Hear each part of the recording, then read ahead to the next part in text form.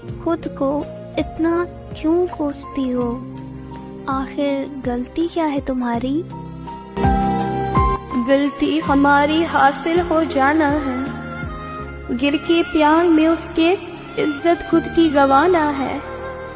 जो हसरत में हमारी पल पल मरता रहा, उसकी मोहब्बत हमको रास कहा।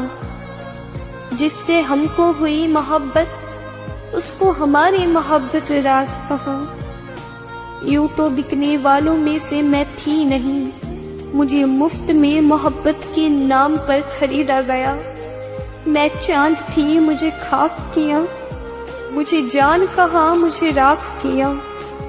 जिंदगी में खुद से बस एक ही सवाल रहा, उस बेवफा को हासिल होने पर आखिर मुझसे प्यार क्यों नहीं रहा।